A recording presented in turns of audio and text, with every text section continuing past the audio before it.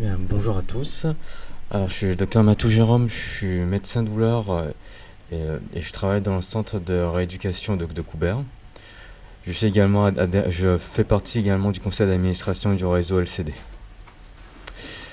En, en fait, c'est situé dans le 77 dans Seine-et-Marne. C'est à peu près une dizaine de kilomètres de Melun, pour vous faire une idée. Moi, en fait, je vais vous faire plutôt un retour en fait des premières expériences qu'on a en termes de rééducation, vraiment de prise en charge des patients Covid long plutôt que c'est de manière globale que réellement de douleur. Mais après, bien sûr, on pourra discuter des aspects spécifiques par rapport à la douleur.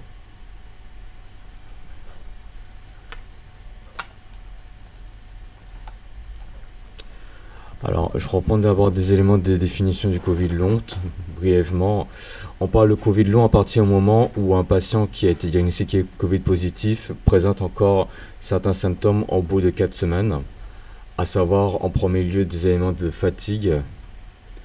Ça peut être de manière générale, une fatigue physique, une fatigue mentale, mais quelque chose qui persiste sur le temps. Les symptômes respiratoires, bien sûr, comme de la dyspnée en premier plan. Et, et les difficultés, une limitation respiratoire pour poursuivre ces mouvements de la vie de tous les jours. Il y a des problèmes de peau, en premier lieu l'eczéma, les urticaires. Des problèmes oculaires, comme un prurite oculaire, comme un problème de kératite. Des anomalies au niveau du sens. Et là, en fait, quand je parle de ça, c'est plus sur des aspects de type neurologique, en fait. C'est-à-dire, c'est une perte en termes de motricité, des problèmes en termes de concentration, des problèmes comportementaux. Il y a des symptômes digestifs, des douleurs digestives, ça peut être des problèmes de transit, et évidemment des phénomènes de douleur.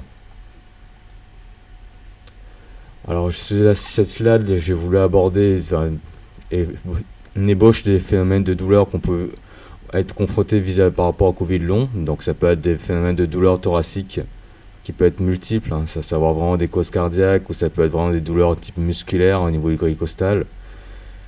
Des problèmes de céphalée, au sens large du terme, qui peuvent inclure rien que des douleurs musculaires au niveau oculomoteur, lors des mouvements des yeux.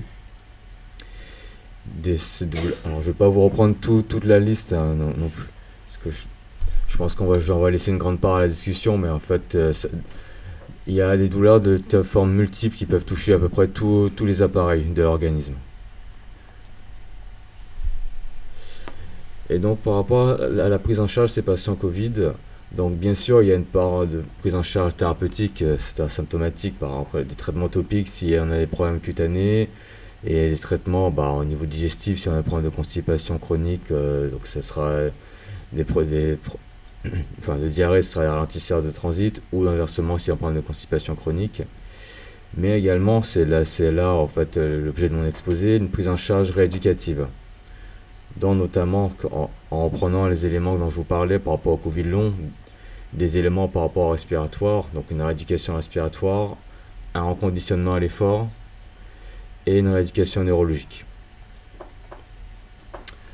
Alors, je vais reprendre quelques éléments parce qu'en fait, si vous voulez, le retour d'expérience qu'on a des Covid longs, ils étaient essentiellement pris au niveau du département de l'hôpital de jour, mais au sein de l'hôpital de jour, c'est-à-dire ces patients qui ne sont pas hospitalisés sur site, mais qui viennent en ambulatoire faire des séances de rééducation.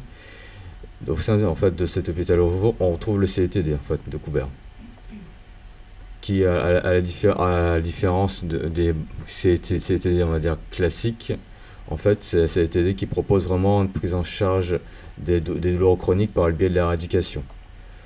En fait, il est composé par une équipe pluridisciplinaire, c'est-à-dire des médecins, des kinésithérapeutes, des ergothérapeutes, un médecin à part, un psychologue également. Quand je vous abordais en fait l'HDJ, à l'hôpital de jour, il y a aussi un autre élément, ça on pourra en discuter après, ce qu'on appelle l'hospitalisation à domicile. C'est à l'HAD et spécifiquement du type air éducatif, qui est une alternative qui va vraiment tendre à se développer dans le temps. Carrément c'est le futur de la rééducation dans le centre. Donc, au niveau des moyens proposés de ce CETD, on retrouve les traitements médicamenteux, et du non médicamenteux.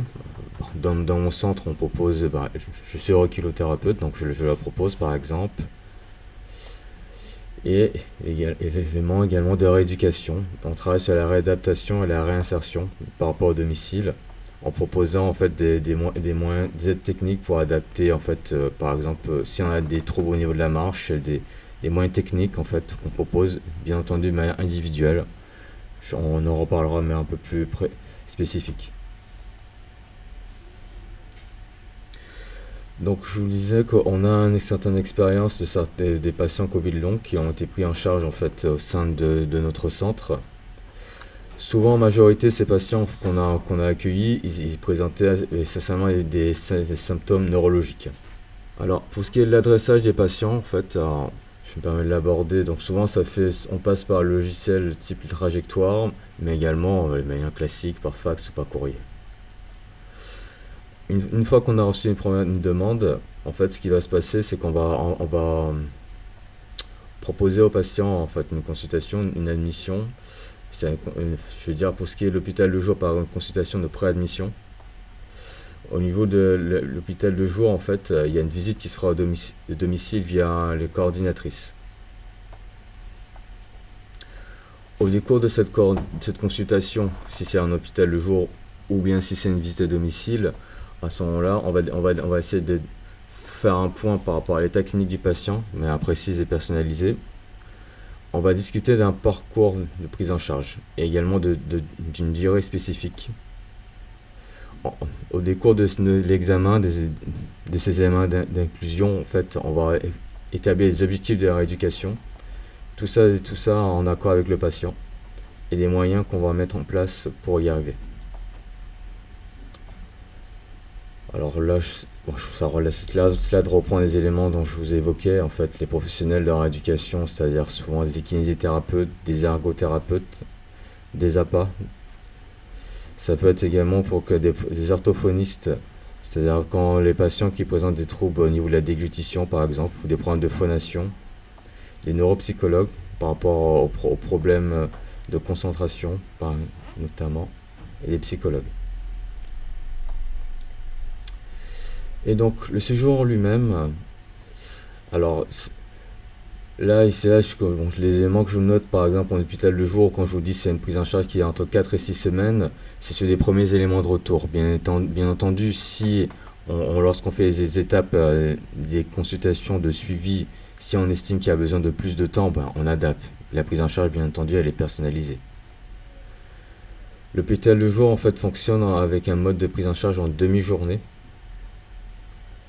et avec des nombres de venues, une fréquence qui est adaptée en fonction, tout ceci est adapté en fonction de l'examen clinique initial du bilan de base en fait. C'est-à-dire que le patient, quand on parle de 3 venues par semaine, ce sera adapté en fonction de l'état de fatigue par exemple du patient. Ça c'est l'hôpital de jour, et l'HAD-R en fait c'est une prise en charge qui va se faire au domicile avec les différents intervenants qui vont se rendre au domicile du patient pour adapter la prise en charge. Alors, la prise en charge se fera sur les deux types sur les deux versants, c'est-à-dire HAD ou hôpital de jour. La durée, en fait, effectivement, c'est réévalué. Tout ceci, c'est personnalisé. Donc, on a établi des protocoles dont on avait parlé avec l'ARS initialement, mais là, évidemment, tout ceci, c'est personnalisé. Quand la prise en charge et la prise rééducative est terminée, on fait des consultations de suivi, souvent, au bout de 3 mois. Et au décours en fait, de cette consultation, on peut très bien discuter une reprise en charge de nouvelles, en fonction de nouveaux objectifs de prise en charge rééducative qui seront concertés avec le patient.